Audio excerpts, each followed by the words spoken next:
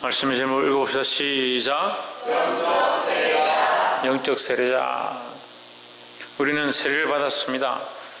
대부분 다 세례교인이 되고 또 세례를 받아서 세례를 받은 가운데 교회에 어떠한 직무들을 감당하고 또한 세례자의 의무를 다해야 될 그런 모습들을 가지고 있습니다. 사실은 이 세례는 교회의 직무가 아니라 하나님 앞에서 자신이 그리스도를 믿는다는 믿음의 표로 받는 것이다 라는 거죠. 우리가 세례를 받는다는 이 모양은 우리가 이 세례를 받아서 죄인 되었던 모습들을 벗어버리고 이제 내가 내 뜻대로 사는 것이 아니라 하나님의 뜻대로 살겠습니다, 이게 세워져 가는 거예요. 그래서 세례를 받을 때에 반드시 뭐가 있다? 씻음과, 따라서 씻음과 거룩히 함이 있다 하는 거죠. 씻음과 뭐라고요? 씻음과 거룩히 함이 있다. 그래서 세례를 받을 때에, 예수님께서 세례를 받을 때도 두 가지 현상이 일어났습니다. 하나는 요한이 물로 세례를 주었고, 세례를 주고 났을 때 하늘에서 비둘기 같은 것이 내려와 거기에 머물러 있었는데 그것을 성령의 임하심이다 라고 했습니다. 그래서 물로 세례를 주는 것과 성령의 임함, 물과 불의 역사, 그러니까 물로는 우리를 정결케 하고 불로는 우리를 새롭게 하는 거죠. 그래서 씻는 것과 새롭게 함이 같이 있다. 그래서 이제는 우리가 옛 모습을 씻어버리고 불로 새롭게 해서 어떻게 사느냐, 내 뜻대로 살지 않고 성령의 이끌리심을 따라 살아가는 것입니다. 그게 영적 세례다라는 거죠. 영적 세례를 받아야 되는 거예요. 그냥 물로 찍어서 씻어서 너는 하나님의 백성이다, 하나님의 자녀다, 이제 예수를 믿느냐 이렇게 하고 세례를 주고 끝나는 게 아니라 이제 내가 하나님의 백성이 되었다는 것은 우리 안에 누가 들어와 계시냐? 성령이 들어와 계시는 거예요. 그래서 세례는 씻음과 동시에 어떻게 한다? 새롭게 한다. 그래서 새로운 삶을 살아가야 된다는 것이다 라는 거예요. 볼 수 있기를 소망합니다. 7장 1절에 형제들아 너희가 알지 못하기를 내가 원치 아니하노니, 뭘 알지 못하기를 원치 않느냐? 이 영적 세례에 대해서 알지 못하기를 원치 않는다. 우리 조상들이 다 구름 아래에 있고 바다 가운데로 지나며, 이것은 이제 출애굽한 이스라엘 백성들의 그 출애굽 사건에 대한 말씀을 가지고 이 사도 바울이 그 신약적인 관점에서 이 사람들에게 설명을 해주는 겁니다. 고린도 교회에 대해서 신약적인 관점으로 볼 때에 이 출애굽한 이스라엘 백성의 모습이 이러하다라고 설명해 주는 거예요. 형제들아 나는 너희가 알지 못하기를 원하지 아니하노니, 우리 조상들이 다 구름 아래 있고 바다 가운데로 지나며, 어디 있고? 구름 아래 있고 바다 가운데로 지나며 했습니다. 2절 한번 봅시다. 모세에게 속하여 다 구름과 바다에서 세례를 받고 했습니다. 여기 세례를 받는 것에 대해서 두 가지로 얘기하는데, 구름과 바다다. 세례의 모양이 두 가지의 모양 가운데 있다는 거죠. 세례를 받는 모습이 뭐가 있느냐? 구름이 있고 바다가 있고, 그래서 구름이 있는 바다 가운데로 지났다. 구름과 바다에서 세례를 받고, 이 구름은 뭐냐? 성령의 동행이죠. 성령의 동행이다. 그 이스라엘 백성이 애굽에 갇혀 있을 때, 애굽에서 종되었을 때에는 구름의 역사가 없는 거죠. 종되었을 때는 구름의 역사가 없습니다. 그들이 그냥 포로되었고 그들에서 종되어서 거기서 시키는 대로 벽돌을 굽고 피라미드를 만들고 그런 일만 했다는 거죠. 근데 이제는 그들이 어디에 있느냐? 광야에 나와 있는데 불과 구름 기둥이 그들을 인도한다. 구름 아래에 있다. 이 구름은 뭡니까? 뭘 가리키겠습니까? 하나님의 인도하심을 가리키는 겁니다.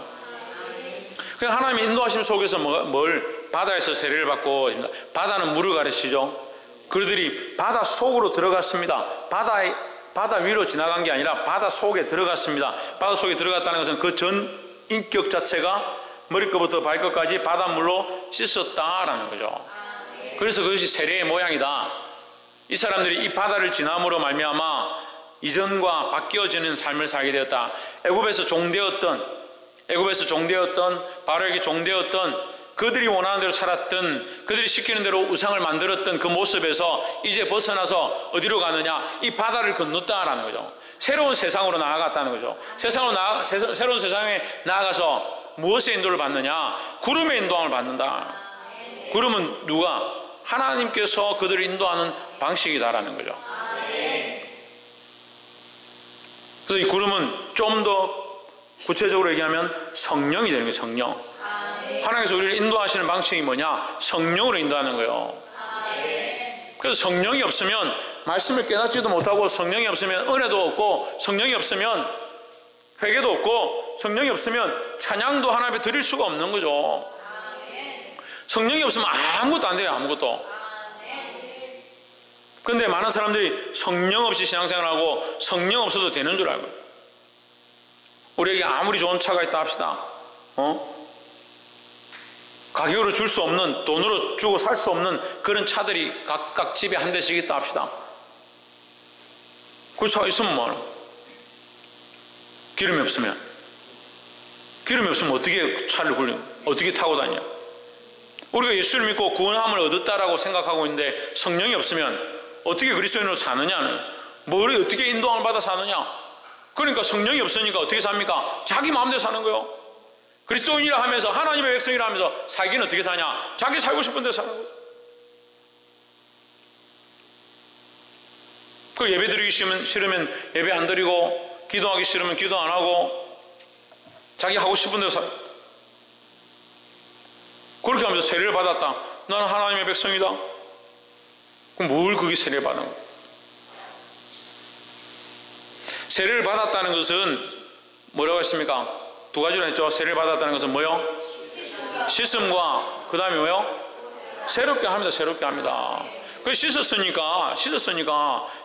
끝난 게 아니에요. 뭐가 있어야 됩니까? 새롭게 되어지는 게 필요한 거죠. 새롭게 되어지는 게. 그래서 사도 바울이 뭐라 합니까? 나는 날마다 죽노라 했습니다. 죽노라.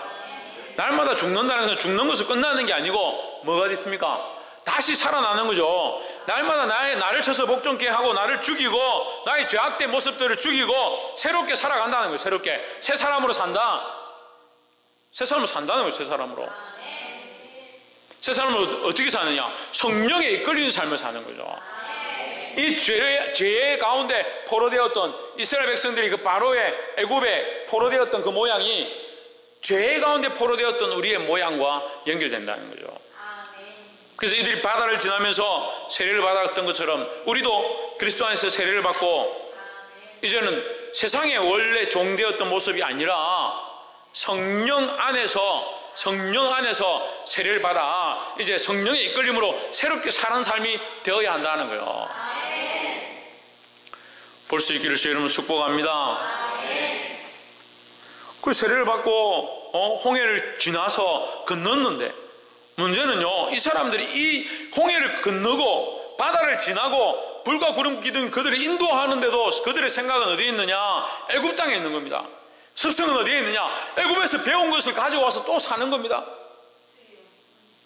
예수 믿고 구원받았다는 사람들이 여전히 뭐가 있느냐? 옛 습성과 옛 습관과 옛날에 살았던 그 모습들을 가지고 와서 똑같이 사니까 세례를 받았는지, 구름 가운데 있는지, 성령의 이끌림을 받고 있는지 너무 무관한 삶을 살아가는 거예요. 옆에 사람 보십시오. 성령의 이끌림을 사모합시다. 성령의 이끌림을 사모하고 그 다음에 어떻게 해야 됩니까? 새롭게 되어져서 어떻게 해야 됩니까? 성령의 이끌림을 사모하고 성령이 이끄셔서 새롭게 되어지고, 그렇게 어떻게 해야 됩니까? 남을 죽어야 됩니까? 그래서 어떻게 해야 됩니까? 할렐루야. 다들 어떻게 이제 세례받은 분보다 못하나? 새롭게 되었으면 새롭게 살아야죠. 참 청년들은 진짜, 청년들 좀 심각한 것 같아요.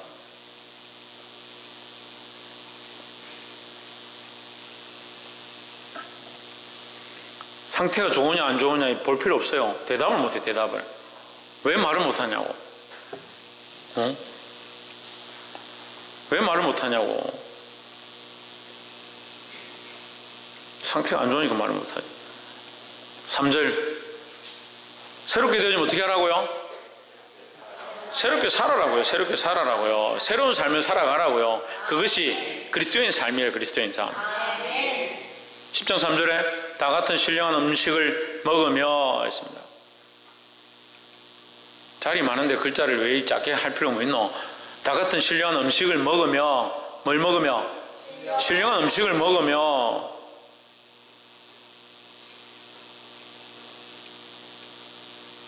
신령한 음식을 먹으며, 신령한 음식이 뭘 것 같습니까? 왜 쳐다보는 글자가 작다니까 크게 하라니까. 공간이 많은데 왜 글자를 작게 했냐니까. 신령한 음식, 신령한 음식이 뭐예요?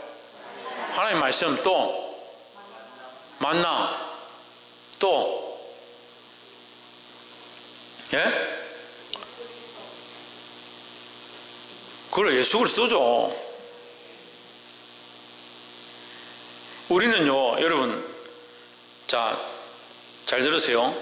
따라하시죠. 우리는 요한복음의 말씀을 따라 살아가야 한다. 그럼 마태, 마가, 누가도 중요한데요, 성령에 대한 모양들이 별로 안 나와요. 요한복음을 통해서 성령에 대해서 가르치십니다. 요한복음을 통해서 뭘 또 가르칩니까? 성령 가르치시고 또 뭘 가르칩니까? 예? 대충 말씀이 계셨다. 예수님에 대해서 가르치죠. 성령에 대해서 가르치고 예수님이 가르쳐야 되고, 또 뭐가 가르칩니까? 요한복음 통해서. 요한복음 통해서 뭘 가르칩니까? 사모님. 영생. 예, 영생도 가르치죠. 또 뭘 가르칩니까? 중요한 게 있습니다. 요한복음에. 예? 사랑이죠, 사랑. 사랑이에요. 고린도전서 13장을 가지고 우리는 사랑이라 하는데, 사실은 요한복음만큼 사랑에 대해서 강조하고 있는 말씀이 없어요. 요한복음 속에서 하나님의 사랑을 보는 거예요. 자, 요한복음은 이렇게 되어 있어요. 하나님의 사랑이 처음부터 생각해요. 요한복음 3장 18절 뭐라 합니까? 요한복음 3장 18절에 뭐라고 그래요? 놀래기는 왜 놀래요? 하나님이 세상을 이처럼 사랑하사, 예? 요한복음 3장 18절 처음 들어요? 예, 3장 16절. 16절이나 18절이나, 어쨌거나, 하나님이 세상을 이처럼 사랑하사, 성경책을 똘똘 뭉쳐가지고 하나로 딱 찾는다면 요한복음 3장 16절이라. 그죠? 그 하나님 세상을 이처럼 사랑하사 독생자를 주셨으니, 요한복음에 뭐가 있느냐? 하나님의 사랑을 발견해야지. 그 말씀을 들으면 하나님의 사랑을 발견해야지. 목사님이 글자 틀렸다. 16절인데 18절을 했다. 목사님 정신이 없어요. 예? 여러분들이 지금 상태가 이렇게 안 좋은데 제가 정신이 있겠습니까? 어제 저를 위해서 기도한 사람 손 들어보세요. 내리십시오. 감사하네. 지난주 토요일 저를 위해서 기도한 사람. 예. 주일날 아침에 저를 위해서 기도한 사람. 예. 그래. 주일 아침에 다 망했네. 다 망했어. 주일 아침에 얼마나 공격이 심하고 교회가 다 무너져 가는데, 그래도 직분자를 세워서 감사하긴 한데, 말씀을 전하는데요, 힘들어가지고요. 제가 무슨 말을 했는지도 모르겠어요. 우리가 지금 눈에 보이는 경영들을 하는 거예요? 눈에 보이는 사업들을 하는 거예요? 그러면 눈에 보이는 거 바라보고 눈에 보이는 거 쫓아가면 되죠. 우리는 보이지 않는 영적 전쟁을 하고 있는 거예요. 그런데 왜 영적 전쟁을 위해서 준비하지 않습니까? 영적 전쟁을 위해서 기도하지 않습니까? 특별히 언제 기도해야 될 것 같아요? 목회자를 위해서. 예? 주일 아침에 기도해야 되죠. 특별히 강단에 서기 전에 목회자를 위해서 기도해야 되죠. 참, 여러분들이 저를 위해서 기도하면 제가 통장에 돈이 10원씩 생깁니까? 영적 싸움을 위해서 하는 거예요. 저를 위해서 기도하면 어떤 일이 일어나겠어요? 예? 저를 위해서 기도하면 제가 능력을 힘입어서 바른 말씀을 똑바로 전할 수 있겠죠. 악한 것들이 방해와 공격 가운데 승리하고 담대히 나아가서 주님 원하신 말씀을 할 수 있겠죠.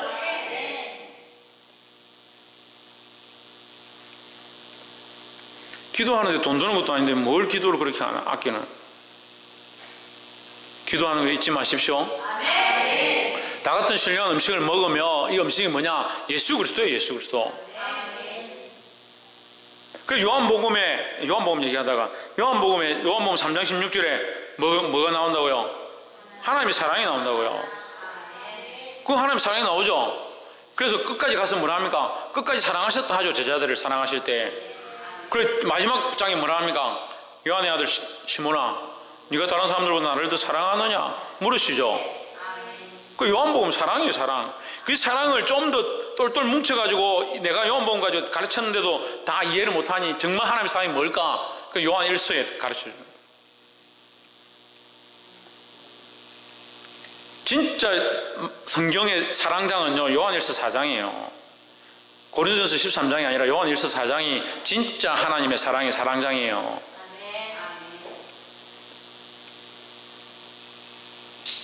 자꾸 하나님의 사랑을 갖다가 사람의 사랑으로 표현하니까 고린도전서 13장도 결국 사랑은 오래 참고 이렇게 하는데 거기 하나님이 있어야 돼요. 하나님의 사랑은 오래 참고예요.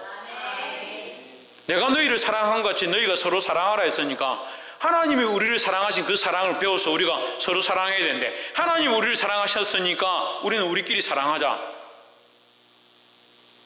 이게 무슨 그런 자기 성경이 있습니까? 자기 복음이 어디 있어요? 그런 성경이.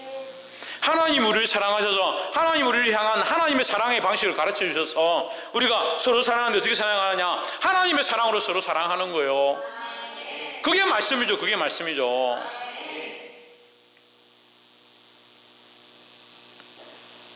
그리고 고린도전서 13장 제가 항상 말씀드리는데 고린도전서 13장은 하나님을 붙여야 하나님의 사랑은 언제나 오래 참고 하나님의 사랑은 언제나 온유하고 이렇게 가야 맞는 거예요.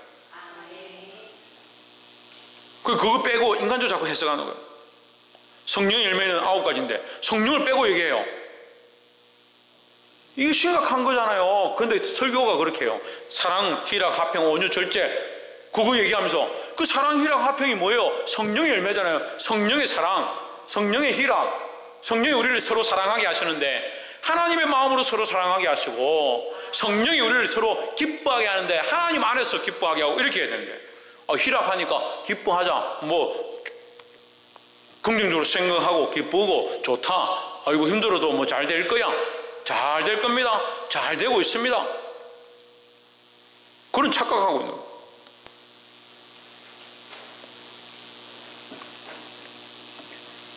마태복음의 산상수훈도 그래요. 심령이 가난한 자는 복이 있나니 천국이 저희 것이며 이렇게 하잖아요. 심령이 가난한 자가 누굽니까? 예수님이죠. 예수님. 할렐루야. 예수님 모델이 예수님 여기 딱 모델이 서가지고 이렇게 옷 입고 이렇게 행동하고 이렇게 해서 걸어가라. 모델이 딱 그렇게 하고 있는데 우리는 예수님 탁 놔두고 심령이 가난한 자는 그래 마음을 비워야 돼. 비워야 돼. 그럼 절에 가서 비우지 왜? 교회 와서 뭐하러 비웁니까? 뭐하러 자꾸 비웁니까? 예수님이 심령이 가난한 자고 의에 줄인 자고 의에 목마른 자고 의를 위해 핍박받는 자고 예수님이 그렇다고. 예수님이. 그럼 우리는 누구를 본받아야 되는 거예요? 예수님을 본받아야죠. 예수님처럼 욕심이 없고 남을 위해 옷을 벗어주고 심지어는 십자가에 달리실 때 자신이 입었던 속옷과 겉옷까지 딱 빼앗겨서 벌거벗긴 바 되어 십자가에 못 박히실 때 그 심령이 가난한 모양들을 우리가 그 예수님의 모양을 우리가 배워야 되는 거예요.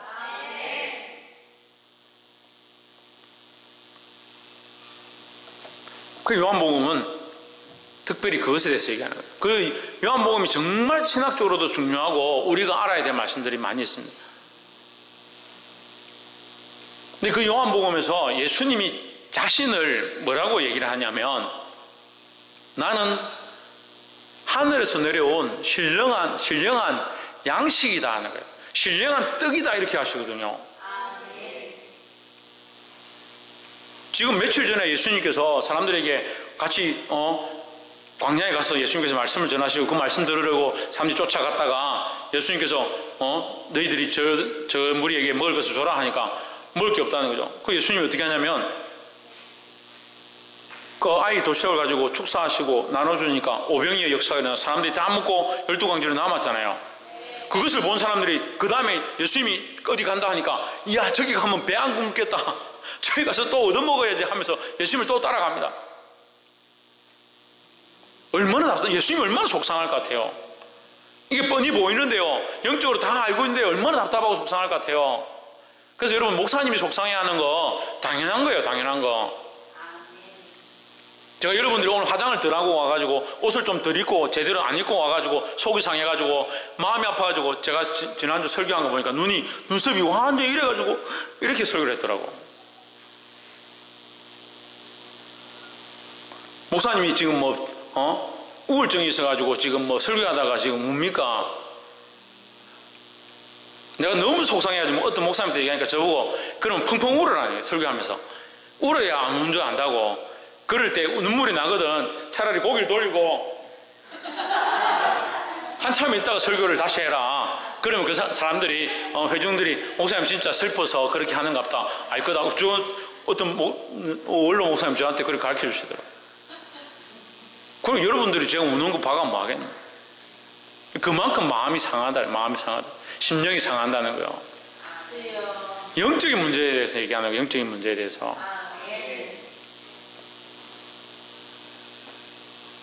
보게 되기를 주님으로 축복합니다.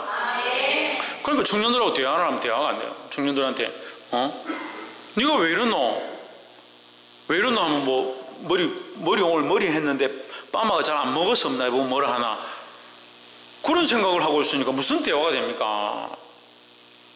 네 상태가 왜 이러노? 내가 오늘 조금 늦게 왔더니 그거 가지고 뭐라 하나? 그런 생각을 하고 있으니까 대화가 안 돼요. 영적인 문제를 얘기하는 거예요. 영적인 문제를. 예수님이 뭐라고 하냐면 내가 신령한 떡이다. 하늘에서 내려온 새로운 만나다. 내가 생명의 양식이다. 이 사람들이 지금 배고파가지고 예수님한테 가면 떡 한 개 얻어먹을까 왔는데 예수님이 뭐라고 하면 내가 떡이다 이렇게 하니까 헐, 예수님 뭔 얘기야? 무슨 소리야? 그럼 다 돌아가 버려요. 다 돌아가거든요. 그 예수님이 속이 상해서 제자들 보고 너희도 가려했느냐? 베드로가 얼떨결에 지금 뒤잡는다고 몇 번 그래요. 생명의 말씀 여기 있사오니 내가 어디로 가오리 그래. 옆에서 한번 보십시오. 생명의 말씀이 여기 있사오니 우리가 어디로 가겠습니까? 하나님의 말씀, 그 생명의 말씀을 사모하는 자들이 되어야 되는 거예요. 그 생명의 양식이 누구냐? 예수 그리스도죠. 예수 그리스도. 예수님 어디서 오셨기 때문에 방금 얘기했잖아요. 어디서 오셨기 때문에.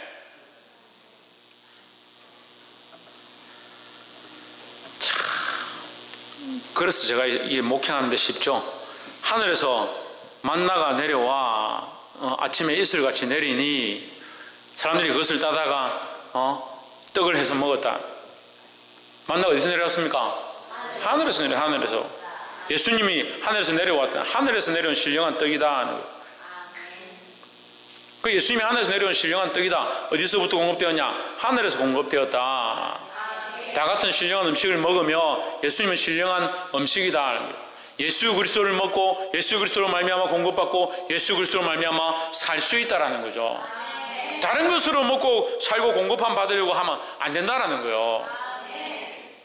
우리의 영적 공급은 누구에게로부터? 예수를 먹음으로, 예수님을 공급함 받음으로, 예수님을 알아감으로. 4절에 다 같은 신령한 음료를 마셨으니 이는 죄를 따르는 신령한 반석으로부터 마셨음에 그 반석은 곧 누구다? 그리스도시라. 그러니까 음료도 반석에서 났는데 반석은 누구냐? 예수 그리스도. 그러니까 반석도 예수 그리스도, 음식도 예수 그리스도. 그러니까 우리가 먹고 마시는 것이 다 우리의 먹고 마심, 먹음으로 살고 마심으로 사는 이 먹고 마심은 영적 먹고 마시는 이 해갈과 이 배부름의 증거는 뭐냐? 예수 그리스도 말미암아 되어지는 것이다 하는 거죠. 다른 것으로 안 된다. 다른 것으로 안 된다.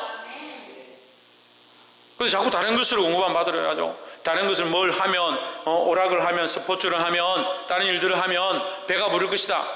배가 부르면 잠시 지나갈 것들이에요. 그리스도로 공급함 받는 자들이 되기를 주의 이름으로 축복합니다.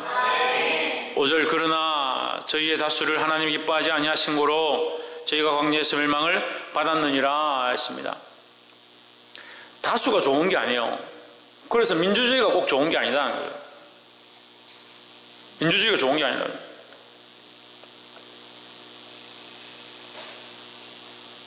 다수가 좋은 게 아니라 누가 좋으냐? 하나님 편에 서는 것이 좋다라는 거죠. 근데 사람은 보통 어떻게 합니까? 사람들이 많이 찬성하니까, 사람들이 다 좋다 하니까 그쪽에 가자. 그쪽이 아니라 하나님 쪽이 되는 거예요.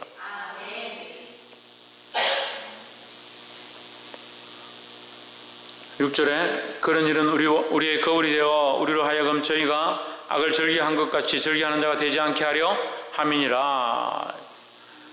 우리의 본보기가 되어 누가? 광야에서 죽게 된 이 백성들의 모양이 먹고 마심을 즐기고 세상의 것들을 즐기다가 죽게 된 이 백성의 모습이 우리에게 거울이 된다라는 거예요. 그러니까 우리도 뭐 하지 말자? 뭐 하지 말자? 말씀 본문에 있잖아요. 악을 즐겨하지 말자. 악을 즐겨하지 않으시기를 주의 이름으로 축복합니다. 7절 저희 중에 어떤 이들과 같이 너희는 우상 숭배하는 자가 되지 말라. 이제 그들이 악을 행해서 멸망한 모양들을 이제 설명하는 거예요. 그들이 악행함으로 하나님 앞에 악을 즐겨함으로 악한 것들을 즐겨하는 거예요. 지금 즐기는 것에 대해서 얘기하는 거예요. 즐기는 것에 그냥 악을 실수로 한 것이 아니라 그것 자체를 즐기는 삶을 얘기하는 거예요. 우리는 무엇을 즐겨야 하느냐? 뭘 즐겨야겠습니까? 예? 예수님 따라가는 거 따라서 기도를 즐기자. 기도하는 거 즐겨야 돼요. 기도하는 게 좋고 기도하는 것이 너무 기쁘고 기도하면 응답들이 팍팍 일어나고 기도하고 나니까 마음이 후련해지고 그 기도의 즐거움을 찾아야 되는 거예요. 뭐가 즐거워야 되냐? 찬양이 즐거워. 찬양이 찬양하는데 찬양 가운데 하나님의 임재가 있고 하나님의 은혜가 있고 찬양을 통해서 마음의 위로함이 일어나고 치유가 일어나고 영적 역사가 일어나는 거, 찬양 가운데 하나님의 임재가 보이고 하나님의 말씀하심이 깨달아지는 그런 역사가 있어야 되는 거예요. 근데 찬양이요 자꾸 죽어가요. 찬양이 죽으면 뭐 되겠습니까? 노래가 되는 거예요. 노래가 찬양 가운데요 성령이 강하게 임하시면요 찬양을 통해서 하나님이 말씀을 다 하세요. 찬양을 통해서 말씀하는데 뭐 설교할 때 제가 설명할 거 많이 있을 게 뭐 있어요? 근데 찬양으로 마음을 안 열어요. 답답해져요. 그러니까 말씀과 연결이 안 되죠.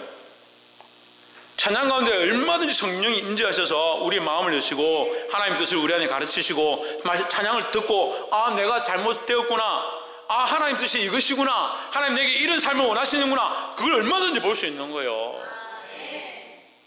근데 우리는 너무 제한적으로 해요. 제한적으로 찬양 가운데 너무 제한돼. 찬양은 노래고 박자고 악기 치는 거고 제한해버려요.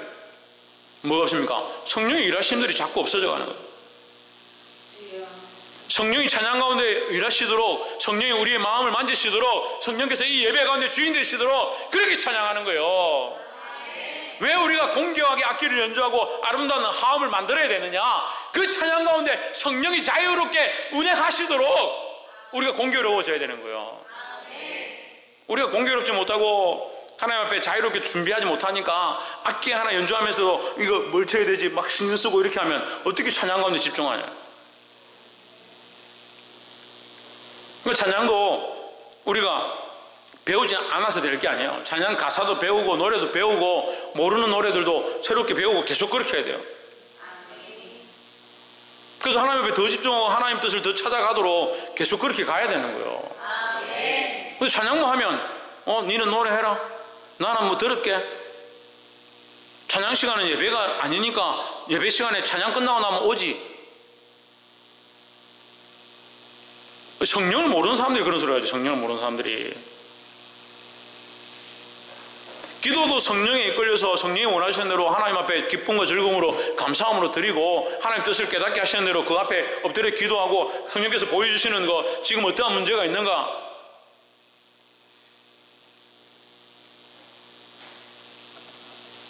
베드로가 기도할 때에 강 건너편 사람이, 건너편 그 가족들이 모여서 기도하는 거, 그들이 복음을 들어야 되는데 듣지 못하는 거, 그 하나님께서 환상을 보여주셨죠. 아나니아가 기도할 때에 사도 바울이 너희 앞에 와서 눈이 멀어서 장님 되어서 네가 안수하여 그 눈을 낫게 하는 것을 보여주신다. 성령이 보여주셨죠. 사도 바울이 강 건너편, 바다 건너편에 있는 그 마을에 믿지 않는 그 족속들, 그 가운데 복음 전하는 것 하나님께서 보여주셨죠.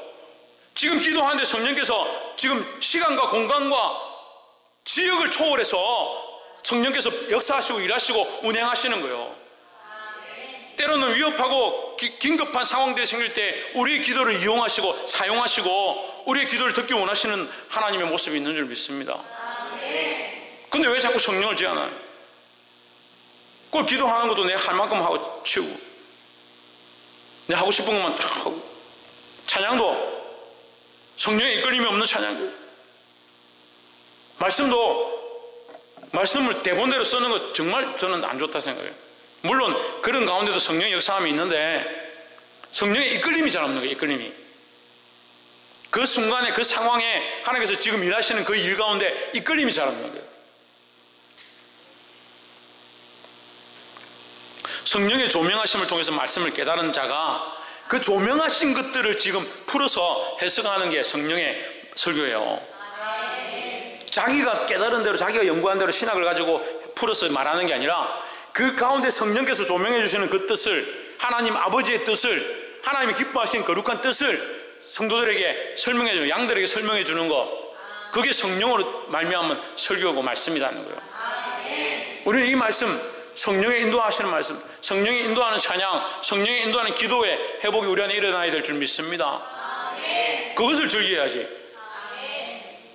세례받은 사람이 그걸 즐겨야죠. 그걸 뭘 먹고 살 거냐? 성령께서 깨닫게 하신 말씀, 하나님의 말씀, 하나님 뜻을 듣고 살아야 되고, 성령께서 인도하게 하신 그 찬양 가운데 기름 부으심과 은혜로 살아야 하고, 성령께서 기도 가운데 깨닫게 하시고 하나님께서 가르쳐 주신 기도를 드림으로 주께서 우리에게 응답해 주신 것을 보는 것을, 그것을 기뻐하는 그 기도의 즐거움을 회복하는 그 즐거움으로 살아야 되죠. 근데 그거 없는 사람들이 뭘 찾습니까? 다른 데서 즐거움을 찾는 거예요. 그 가운데 어떤 사람들이 사람들과 같이 너희는 우상 숭배하는 자가 되지 말라, 기록된 바 백성이 앉아서 먹고 마시며 일어나서 뛰논다 함과 같으니라 했습니다. 이 우상 숭배를 어떻게 연결했냐? 먹고 마시며 뛰논다, 즐긴다는 거예요. 즐긴다는 거예요.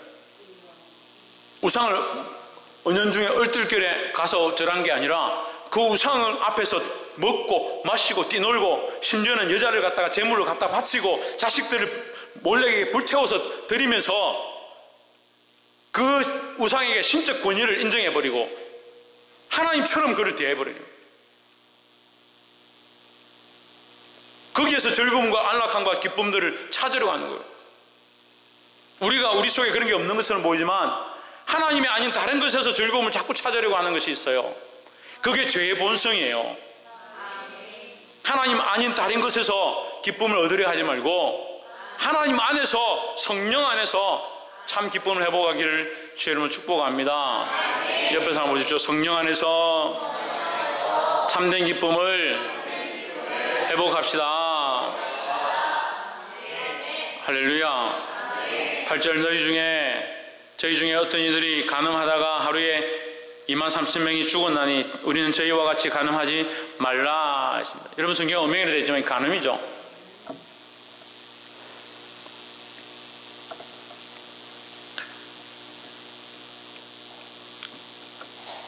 발락과 발람 사건이 있는데 그 모압 여인들에게 붙여가지고 모압 여인들이 이게 엄난한 그 여인들에게 붙여가지고 그 앞에 가서 예쁜 여자들이 와가지고 막 춤을 추면서 우리가 같이 놀자 이렇게 따라가서 같이 춤추고 놀다 보니까 먹고 마시고 하다 보니까 거기 앞에 바알세불이 있는데 거기 가서 같이 절하고 막 우상 숭배하고 그 여자들하고 동침하고 그리고 하나님 앞에도 음행한, 영적으로 음행했죠. 육체적으로도 여자와 음행했죠. 그 하나님 앞에 폐역한 거예요. 하나님 실컷 지금 인도하셔가지고 광야를 지나서 오게 하셨는데 그들이 모압 앞에 와가지고 음란한 것 때문에 넘어지더라. 볼 수 있기를 주의 이름으로 축복합니다. 그들이 뭘 즐겼냐? 우상숭배를 즐기고 지금 또 하나 더 얘기하는 게 음행을 즐기고 음행, 세상과 간음하는 거, 세상과 짝하는 거, 또한 실제적으로 육체적으로 음행하는 거 버리기를 주의 이름으로 축복합니다. 9절에 저희 중에 어떤 이들이 주를 시험하다가 뱀에게 멸망하였나니 우리는 저희와 같이 시험하지 말자 했습니다. 주를 시험하다가 이 시험은요 주께서 세우신 자를 시험하다가 주께서 세우신 자 모세를 대적하다가 하나님이 세우신 그 질서를 시험하다가 그 하나님 앞에 세워진 자 특별히 직분자들 앞에 세워진 자들 그 직분을 우습게 여기면 안 돼요. 근데 교회들이 너무 직분을 우습게 여겨. 집사는 당연히 집사고 교회 몇 년 다니면 다 집사니까 집사를 우습게 여겨. 그래가 조금 열심히 하면 권사를 세우니까 권사를 우습게 생각하는 거예요. 장로를 세우는데 장로도 사람들이 많으니까 장로도 우습게 생각. 심지어는 목회자를 우습게 생각하는 거예요. 주를 시험한다는 것은 주께서 세우신 자를 시험하는 거예요. 결국 주께서 세우신 권위는 하나님이 세우셨으니까 세워진 자의 권위는 하나님께 있다는 거죠.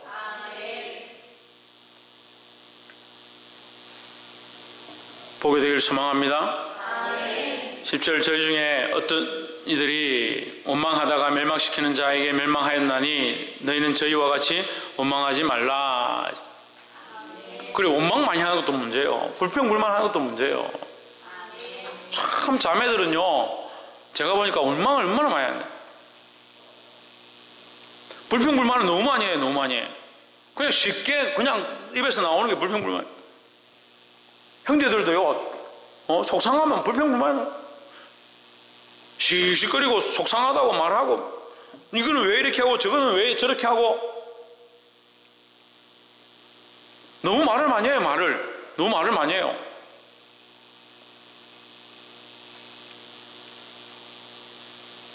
그래서 오히려 말씀 뭐라고 합니까? 내 입에 재갈을 물려라. 내 입에 파수꾼을 세우라고 하잖아요. 근데 말하는 걸 너무 좋아해요. 말하는 걸 너무 좋아해요. 불평불만을 너무 쉽게 말해요. 그래서 어떻게 생각하냐? 불평불만하는 게 무슨 죄냐? 그 속에 지금 썩은 것들이 있으니까 밖으로 썩은 게 나오는 거죠.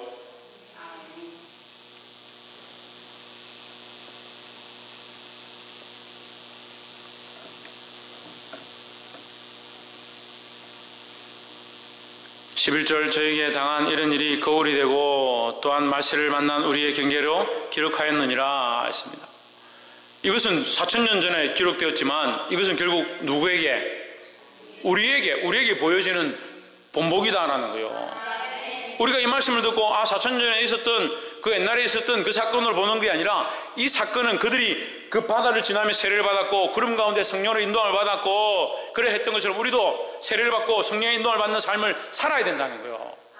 옛 습관을 즐기고 옛 모습을 다시 돌아가고 옛 포로되었던 자리 가운데 가지 말라는 거죠.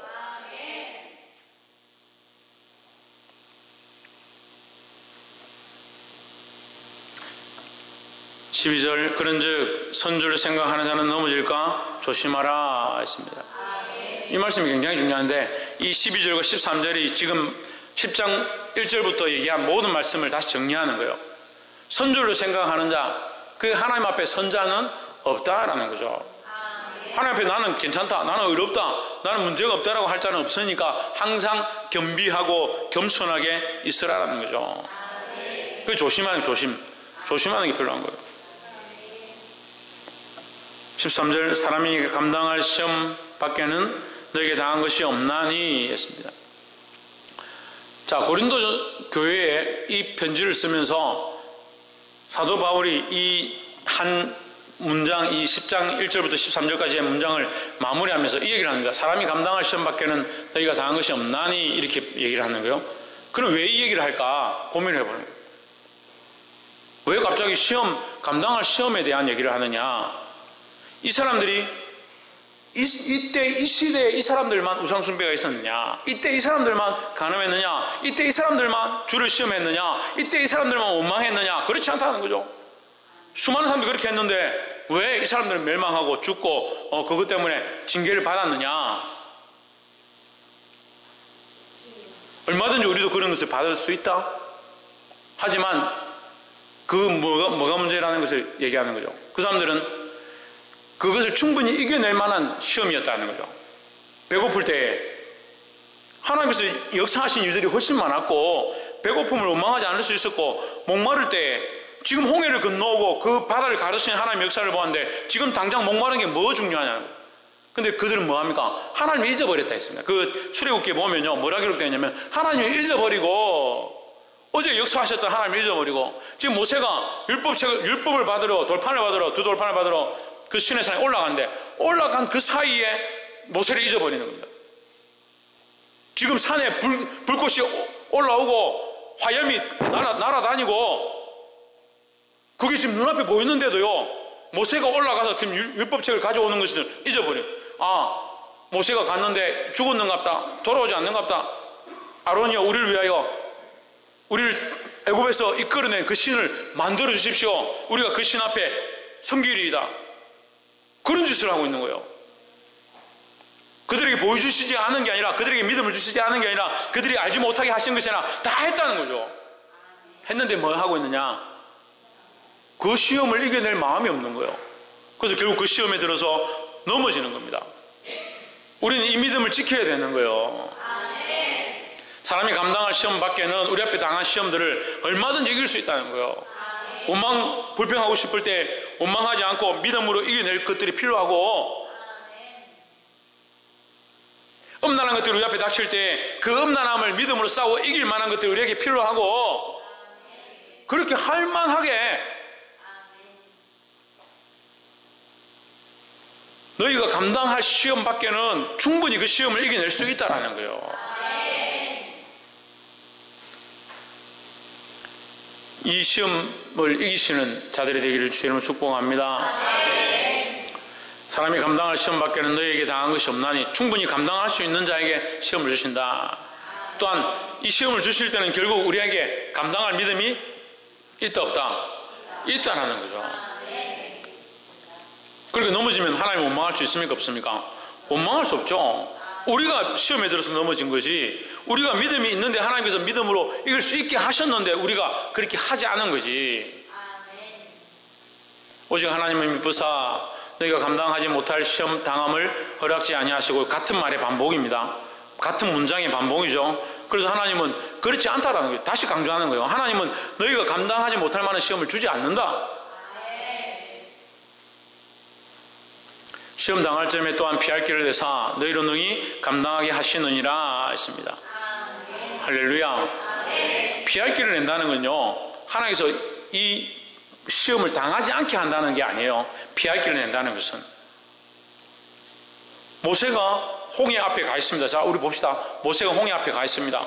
백성들과 함께 와 있습니다. 뒤에 지금 바로의 군사들이 맞닥뜨렸습니다. 지금 조금만 지나면 죽을 것 같습니다. 하나님께서 지팡이로 홍해를 쳐라. 하나님 지금 뭐합니까? 천사들 내려보내가 바로의 군사들 좀 확 썰어주시고 불기둥 가지고 확 태워버리면 안 됩니까? 왜 지금 갑자기 홍해를 쳐라 합니까? 홍해를. 바닷물을 왜 쳐라 합니까? 막대기로. 여러분 이해가 안 되죠? 상상이 안 되죠? 적군이 막 쳐들어왔는데, 북한군이 막 쳐들어왔다 합시다. 쳐들어왔는데 우리가 지금 막 도망을 가고 있는데 제가 희경아, 저 강한리 앞바다를 가서 막대기로 쳐라. 목사님, 지금 이 급한 상황에 그런 농담이 나옵니까? 지금 제가 지금까지 믿고 신뢰하고 따라왔는데 막판에 왜 이러십니까? 그래 안 할 것 같아요. 그런 일 안 해도 지금 얼마든지 그래 하고 있어요. 근데 막대기를 치라는, 막대기 치라는. 능히 감당하게 하신다는 것은 충분히 이것을 이겨낼 수 있다라는 거죠. 이 시험의 문제가 없어진다는 게 아니에요. 너희로 감당하게 하신다 이랬습니다. 감당하게. 그럼 이 시험을 이겨낼 힘을 허락하시든지 이겨낼 방편을 주시든지 한다는 얘기지, 시험을 주지 않는다는 게 아니에요. 그러니까 바로의 군사들이 쳐들어오지 않는 게 아니고 그들이 불타 없어지는 게 아니고 바로의 군사들이 있는 거예요. 어디까지 따라왔습니까? 바다속까지 따라온 거예요. 바다속까지. 바다속까지 그 백성들이 들어갔는데 거기도 달려오는 거예요. 우리가 예수 믿고 믿음으로 살면 고난도 없을 거고 핍박도 없을 거고 환난도 없을 거다. 천만의 말씀. 그럴 것 같으면 애굽에서 나올 때 막 하나님께서 확 썰어가지고 불 다 태워버리고 바로 나라를 아예 없애버리고 이집트 그 나라 너가 해라. 그렇게 하면 되지. 뭘로 그것을 꺼냅니까? 그냥 이 땅을 그냥 확 뒤집어 엎어가지고 지금 새하늘과 새 땅 만들어버리면 우리가 여기 살면 되잖아요. 예? 먼저 간 조상들 하나님 다시 불러서 이 땅에 다시 오면 되잖아요. 얼마나 간단합니까? 근데 지금 우리가 어디 살아가고 있어요? 현실상 우리가 뭐 하고 있는 겁니까? 광야를 지나고 있죠. 광야를. 지금 이 땅에 광야를 지나고 있잖아요. 우리는 세례를 받았습니까? 안 받았습니까? 받았죠. 바다를 지나왔다는 말은 세례를 받았다는 거죠. 예수를 믿고 있다는 건 세례를 받았다는 거죠. 세례받은 백성, 성령을 알고 있는 백성, 은혜를 아는 백성으로 지금 이 땅에 살아가고 있는 거예요. 이 땅에 살면서 많은 어려움이 있습니다. 목마름도 있고 배고픔도 있고 원망할 수밖에 없는 상황도 있고 이해가 되지 않는 상황들도 있습니다. 어떻게 이겨냅니까? 믿음으로 이겨내요. 믿음으로. 하나님께서 이미 보여주셨고 이미 알게 하셨고 이미 증거를 주셨으니까 이미 받을 만한 믿음이 있고 깨달을 만한 눈이 있는데 왜 믿음을 자꾸 이 상실해 가냐고. 여러분, 받은 은혜가 적어서 이렇게 간증해 보면요, 사람 만나서 간증해 보면요, 저 사람 예수 믿는지 안 믿는지 잘 모르겠다 그런 애들도 간증하라면요, 간증하기가 얼마나 이렇게 했어요. 간증할 거란 말이에요. 내가 학교 다닐 때 어떻게 했는데 하나님께서 나를 이렇게 만드시거든. 내가 이런 어려운 가운데 이런 시험 문제를 해결할 수 없었는데 하나님께서 지혜를 주셔서 내가 이 해결했다. 간증거리는 얼마나 많은데 그런데 왜 믿음을 안 사냐? 하나님께서 증거를 안 주셔서 천만의 말씀이에요. 그래서 늘 말씀드리잖아요. 우리가 지금 말씀을 듣고 깨닫고 찔리고 그 말씀이 그렇구나, 내가 왜 몰랐을까? 이미 성령이 강하게 작용하시는 일들이라는 거예요. 그런데 맨날 성령이 뭐지? 막상 물으면 성령 충만이 뭐지? 은혜가 뭐지? 그래 이 사람들이 어떻게 나가서 이 세상 가서 싸워 이기는지 몰라. 이 시험, 이 악한 세대의 시험들을 믿음으로 이겨야 된다는 거예요. 하나님 이미 우리에게 보여주셨고 지금도 우리와 함께 하시고 내 안에 들어와, 따라서 내 안에 들어와 그 하시는 성령님, 내 안에 성령님 들어와 계시다는 거예요. 우리가 그 성령의 음성에 순종할 때 우리도 그 안에 들어가는 것이라는 거예요. 이 시험을 이기고 성령으로 말미암아 승리하는 저와 여러분 되기를 주의 이름으로 축복합니다. 그것이 영적 세례라는 거예요. 영적 세례. 이 시대를 싸워 이길 방법이 뭐냐? 영적 세례다. 성령에 이끌려서 그리스도로 공급함 받고 하나님 뜻을 살아가는 것, 이것이 성령으로 영적 세례를 받은 이 시대의 삶의 모양이라는 거예요. 기도하겠습니다.